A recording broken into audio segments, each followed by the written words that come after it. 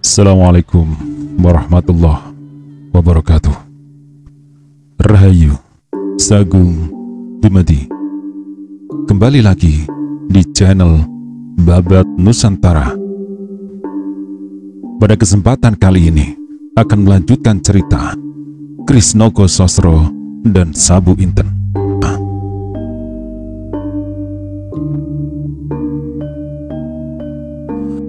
Maisa Jenar memejamkan mata rapat-rapat.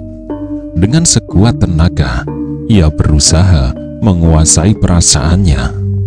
Namun, betapa sulitnya. Malahan, kenangan-kenangan masa lalu yang seolah-olah susul menyusul nampak semakin jelas. Bagaimana ia telah berusaha menyelamatkan Roro Wilis dari tangan Joko Soka, sehingga akibatnya hampir saja ia dibinasakan oleh Pasingsingan. Tetapi karena tiba-tiba sekarang dirinya merasa tidak berhak lagi untuk mencoba mengambil hatinya. Kenapa sekarang tiba-tiba ada orang lain yang menarik garis pemisah? Mengingat hal itu semua, darah Maisa Jenar bergelora. Bukankah ia seorang laki-laki? Kalau demikian, maka untuk mencapai idaman hati, taruhannya adalah nyawa. Ia tahu bahwa Sorayuda termasuk orang yang sakti, yang memiliki ilmu keturunan dari Ki Ageng Pandan Alas, yaitu Cunda Malik. Namun, ia yakin bahwa Sosro Birowo tidak pula kalah dahsyatnya. Penyelesaian dari pertempuran itu tidaklah penting. Kalau ia menang, maka ia pasti dapat memiliki Roro Wilis.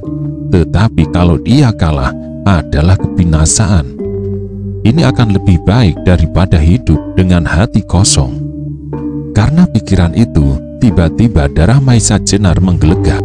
Apalagi ketika timbul dugaan bahwa Sorayuda sengaja menyatakan perasaannya terhadap Roro Wilis untuk dapat didengarnya. Kalau demikian, maka berarti bahwa Sorayuda dengan terang-terangan menantangnya. Maka hampir saja Maisa Jenar meloncat berdiri. Kalau tidak, tiba-tiba saja timbul pula pikirannya yang lain. Sehingga terjadilah desak-mendesak antara perasaan yang satu dengan yang lain. Pikiran yang satu dengan yang lain. Roro Wilis bukanlah semacam barang yang dapat diperebutkan. Ia adalah seorang manusia yang berhak menjatuhkan pilihan. Meskipun seandainya ia menang dalam perang tanding dengan Sorayuda, tetapi ternyata Roro Wilis sebenarnya tidak memilihnya. Maka yang akan dimilikinya hanya Roro Wilis dalam bentuk wadaknya, bukan keseluruhannya. Apakah arti bagi Maisa Jenar memiliki Roro Wilis tanpa hatinya? Karena itu, maka kemauan Maisa Jenar jadi mengendor lagi. Malahan kembali timbul di dalam dadanya suatu perasaan yang pedih. Ketika ia tiba-tiba teringat kata-kata Roro Wilis di Padang Ilalang pada saat mereka berburu tadi. Bukankah pertanyaan itu jelas? Roro Wilis akan berkata kepadanya bahwa kenapa ia adalah seorang perantau, seorang yang tidak mempunyai tempat tinggal. Kenapa ia hidup sebagai seorang yang selalu berkeliaran di hutan-hutan, bukit-bukit, dan lembah-lembah? Kalau demikian, maka Roro Wilis pasti sedang memperbandingkan dirinya yang tidak hidup seperti lazimnya orang yang berkeluarga. Kenapa ia tidak menjadi Demang seperti Sorayuda yang menguasai tanah dengan 1000 bukit, ternak di padang, dan sawah yang subur di lembah-lembah? Kenapa ia tidak berkata kepada Roro Wilis tentang rumah yang besar serta halaman yang ditumbuhi pohon buah-buahan serta dipagari oleh tanaman-tanaman berbunga? Oh, semuanya itu pasti akan selalu menggugahnya kelak. Apabila Roro Wilis kelak benar-benar menjadi istri Maisa Jenar, ataupun kalau tak terucapkan, berlahan-lahan pasti akan membakar hati gadis itu. Karena itu, sebelum semuanya itu terjadi, maka lebih baik Maisa Jenar menarik diri. Kalau ia ingin melihat Roro Wilis berbahagia, maka ia harus melepaskan kepentingannya sendiri yang dikendalikan oleh nafsu. Tidak, ia tidak akan membiarkan Wilis menderita dan terlalu banyak berkorban untuknya. Aku tidak akan mengganggunya, desis Maisa Jenar. Kemudian dengan diam-diam dan hati-hati sekali, Maisa Jenar bangkit dari pembaringannya. Ayaman daun kelapa di atas jerami. Berlahan-lahan ia memasuki gubuk pandan alas dari pintu depan, dan tanpa bersuara didukungnya Arya Saloka dari pembaringannya. Kemudian dengan hati-hati ia meninggalkan gubuk yang telah menimbulkan peristiwa pahit itu. Arya yang kemudian terbangun sama sekali tak mengetahui duduk perkaranya. Ia merasa bahwa pamannya berlari kencang sekali. Karena itu ia bertanya, "Paman, kemana paman akan pergi?"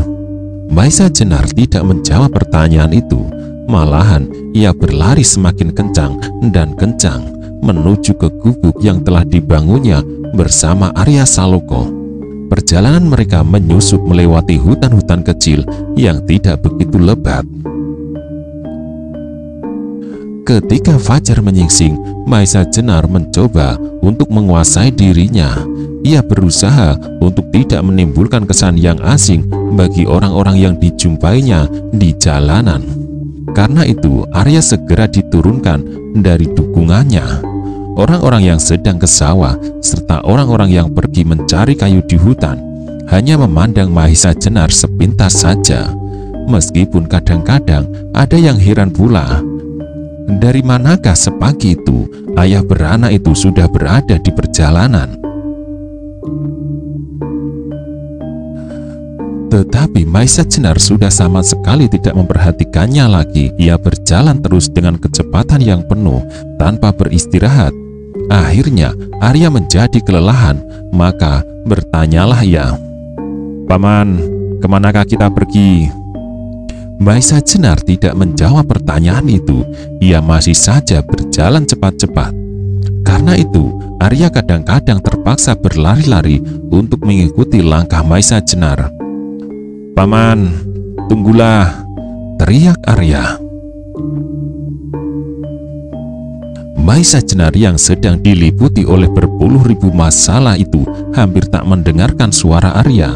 Ia masih saja berjalan cepat tanpa menoleh. Mendengar Arya berteriak-teriak, Maisa Jenar berhenti menoleh. Tetapi Arya yang biasanya mendapat perhatian sepenuhnya dari Maisa Jenar, kini rasa-rasanya sangat menjengkelkan sekali. Dengan keras pula Maisa Jenar berteriak, "Arya, tidakkah kau dapat berjalan lebih cepat?" "Aku lelah sekali, Paman," jawab Arya. "Baru beberapa langkah kau berjalan. Ayo, berjalanlah menjadi seorang laki-laki." "Apakah kau yang sudah sebesar itu masih harus selalu dimanjakan, didukung sampai punggung patah?" teriak Maisa Jenar dengan kasarnya. Mendengar jawaban Maisa Jenar, Arya terkejut bercampur heran. Ia belum pernah melihat Maisa Jenar bertindak sekasar itu terhadapnya. Padahal ia sama sekali tidak merasa berbuat suatu kesalahan. Ia ingat jelas bahwa pamannya kemarin berkata kepadanya agar tidur saja. Pamannya akan pergi berburu. Kemudian ketika ia terbangun, ia sedang didukung oleh pamannya sambil berlari-lari, dan sekarang tiba-tiba saja pamannya marah kepadanya. Sedang Arya kebingungan, terdengar kembali suara Maisa Jenar. "Arya, tidakkah kau mau berjalan?" Arya tersentak. Ia cepat melangkah menyusul. Namun di hatinya terasa ada sesuatu yang menggeram, dan tiba-tiba saja terasa tenggorokannya tersumbat.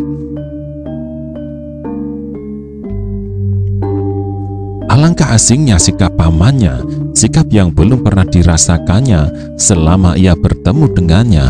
Apalagi sejak ayahnya meninggalkan Banyu Biru, dan sejak beberapa orang selalu mengejar-ngejarnya dan akan membunuhnya. Pamannya selama itu selalu melindunginya dengan seksama. Tetapi sekarang sikap Paman Maisa Jenar itu tiba-tiba berubah. Maka tanpa dirasanya matanya jadi membasah. Dengan susah payah Arya berusaha untuk mencegah air mata yang hampir pecah. Namun akhirnya Arya Saloka tidak tahan lagi, apalagi ketika didengarnya Maisa Jenar membentaknya. "Arya, kau anak laki-laki yang sudah sebesar itu masih juga menangis. Ayo berlarilah, kalau kau masih mau beserta aku. Kalau tidak, terserah kepadamu." Setelah berkata demikian, Maisa Jenar melangkah melanjutkan perjalanannya, meskipun kemudian terdengar suara Arya memanggil-manggilnya. "Paman, paman." Tiba-tiba saja langkah Maisa Jenar terhenti.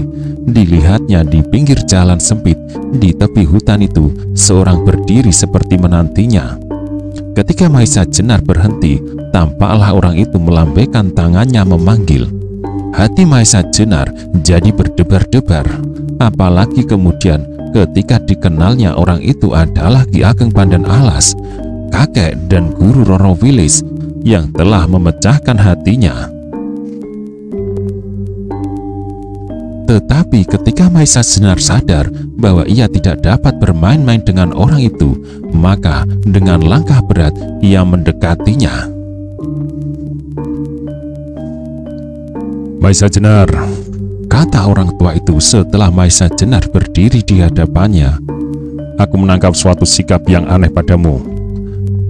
Maisa Jenar menundukkan kepalanya tanpa menjawab. "Kenapa kau pergi tanpa pamit kepadaku?" lanjut Ki Ageng Pandan Alas. Juga kali ini Maisa Jenar tidak menjawab. Terdengarlah orang tua itu tertawa lirih, namun wajahnya tidak secerah biasanya.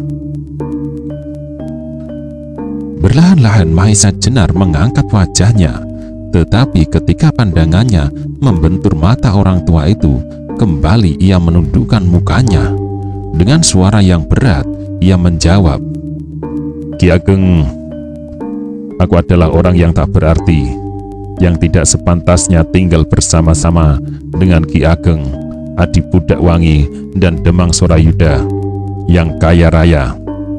Sekali lagi Ki Ageng Pandan Alas tersenyum. "Maisa Jenar, aku telah mendengar seluruhnya percakapanmu dengan Roro Wilis di padang perburuan. Aku juga melihat bagaimana kau menyaksikan Roro Wilis berkelahi melawan dua orang yang kemudian kau bunuh dengan lemparan batu. Tetapi seterusnya, menurut anggapanku, kau menjadi tersinggung karenanya. Maka segera aku menyusulmu untuk mendapat penjelasan. Tetapi mendengar kata-katamu tadi, aku dapat mengambil kesimpulan bahwa kau merasa disisihkan karena kau bukan seorang yang kaya seperti Sorayuda," kata Ki Pandan Alas. Maisa Jenar mengangguk perlahan-lahan. "Ki Ageng, bukankah Ki Ageng mendengar sendiri bagaimana Roro Wilis menanyakan kepadaku, kenapa aku tidak menjabat kedudukanku kembali? Bukankah itu sudah jelas bahwa Roro Wilis sama sekali tidak senang melihat seseorang yang merantau memperjuangkan keyakinannya?" "Bukan tidak senang, Maisa Jenar," jawab Ki Ageng Pandan Alas, "tetapi sebagai seorang gadis, pastilah ia berangan-angan. Angan-angan itu akan dapat dipenuhi oleh Ki Demang Sorayuda yang memiliki tanah, ternak, dan pangkat. Apalagi ia adalah seorang yang sakti pula, yang akan dapat melindungi keselamatan Roro Wilis." Sela Maisa Jenar. Mendengar kata Maisa Jenar itu, wajah Ki Ageng Pandan Alas nampak berkerut. Alisnya bergerak-gerak, sedang matanya memancarkan perasaan yang kecewa. "Maisa Jenar, meskipun Sorayuda itu muridku, namun aku melihat beberapa kelebihan ada padamu. Tetapi ternyata bahwa kau juga mempunyai kekurangan yang besar. Hatimu keras seperti baja, tetapi getas seperti baja pula. Kalau demikian, baiklah, Aku akan berusaha untuk membentuk Sorayuda lebih lanjut, untuk melenyapkan kekurangan-kekurangannya agar dapat menyamaimu. Setelah mengucapkan kata-kata itu, dalam sekejap Ki Ageng Pandan Alas telah melangkah jauh. Ketika Maesa Jenar akan menjawab, orang tua itu telah hilang masuk ke dalam hutan. Maka tiba-tiba timbullah penyesalan di hati Maesa Jenar. Mungkin ia sudah menyakiti hati orang tua itu, sehingga dengan demikian kemungkinan untuk dapat kembali kepada Roro Wilis menjadi semakin tipis. Karena itu tiba-tiba menggeluralah kembali kejengkelan di dalam dadanya. Dunia ini menjadi seolah-olah gelap dan tanpa masa depan. Hidupnya menjadi tak berarti sama sekali. Kalau demikian, buat apa ia mesti berjuang untuk masa depan? Masa yang akan dipenuhi oleh kepahitan hidup? Tiba-tiba Maesa Jenar teringat kepada Ki Paniling yang sebenarnya bernama Radite, yang menjauhkan diri dari pergaulan ramai, yang kemudian lebih senang hidup di antara para petani miskin tanpa berpikir tentang masa depan, tentang negara, tentang bangsa. Oh, adakah demikian balasan jasa yang diterima atas perjuangan yang dilakukan selama ini? Kalau demikian, maka alangkah tentramnya hidup Paniling. Paman, tiba-tiba terdengar suara Arya mendekat. Suara Arya dekat di belakang Maesa Jenar.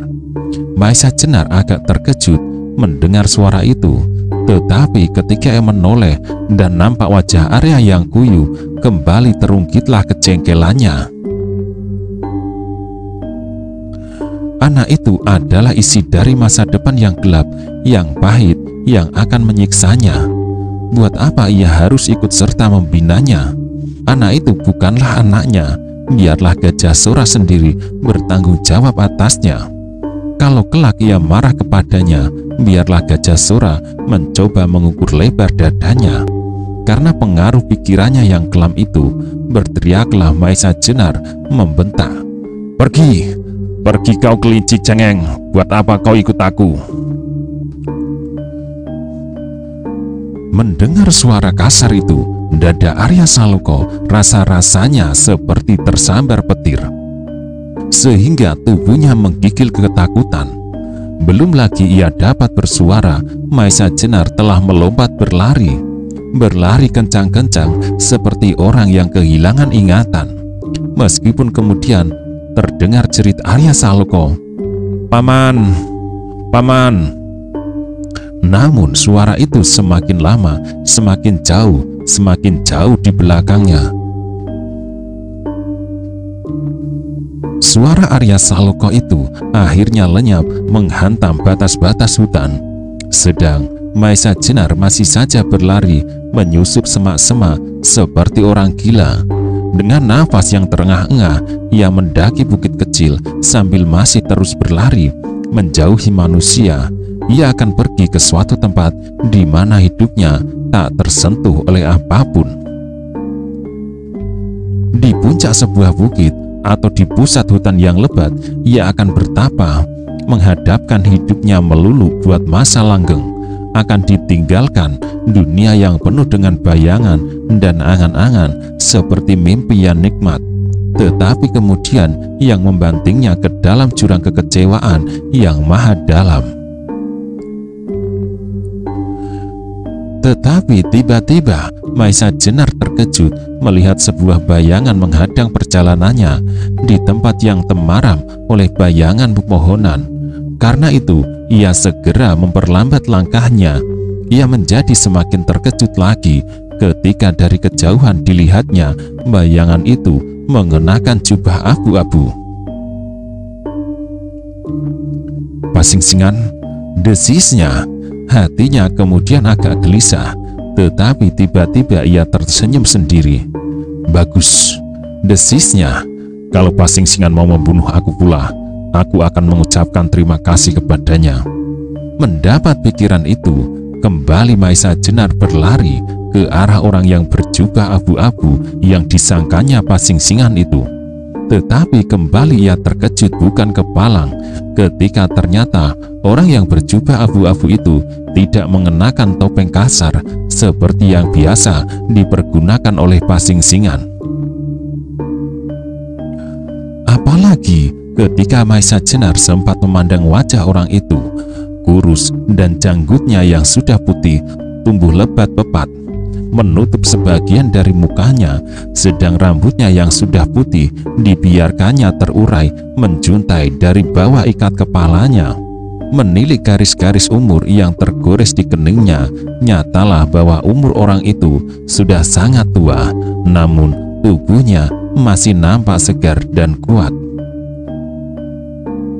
Tiba-tiba Maisa Jenar teringat kepada orang yang telah mengambil keris Kiai Nogososro dan Sabu Inten di Banyu Biru. Orang itu berpakaian mirip dengan jubah pasingsingan, namun bukan pasingsingan. Sedang rambutnya yang sudah putih itu dapat saja pada waktu ia mengambil keris di Banyu Biru digelungnya di bawah ikat kepalanya. Apalagi wajahnya tak seorang pun yang mengetahuinya. Karena itu tiba-tiba timbul dugaannya bahwa orang inilah yang telah mengambil pusaka-pusaka Kiai Nogososro dan Sabu Inten. Maka dengan tiba-tiba pula Maisa Jenar berteriak, "Hei Kiai, adakah kau yang mengambil pusaka-pusaka Kiai Nogososro dan Sabu Inten?" Orang itu sama sekali tidak menjawab dan tidak bergerak. Hanya matanya saja yang tajam bersinar memandang ke arah Maisa Jenar tanpa berkedip. Karena pandangan mata itu, hati Maisa Jenar jadi gelisah, seolah-olah ada suatu pengaruh yang aneh pada dirinya. Maka untuk mengatasi kegelisahannya, kembali ia berteriak, "Hei, siapa kau yang telah berani mengambil pusaka-pusaka Kiai Nogososro dan Sabu Inten dari Banyu Biru?" Orang itu masih belum menjawab, tetapi pandangan matanya semakin dalam menembus dada Maisa Jenar yang menjadi semakin gelisah.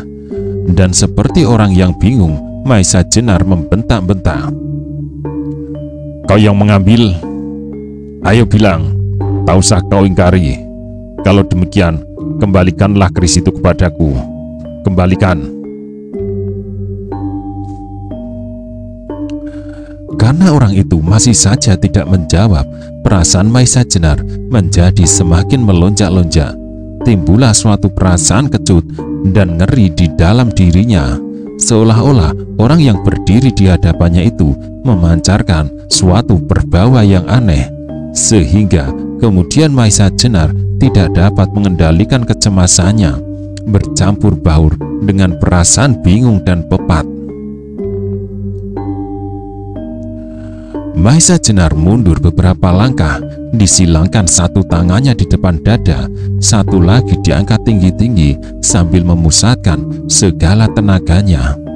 Maisa Jenar mengangkat satu kakinya dan ditekuk ke depan. Sambil berteriak nyaring, Maisa Jenar meloncat maju. "Kembalikan keris-keris itu, atau kau binasa." Setelah itu, tangannya terayun deras dengan aji Sosro Birowo tersimpan di dalamnya.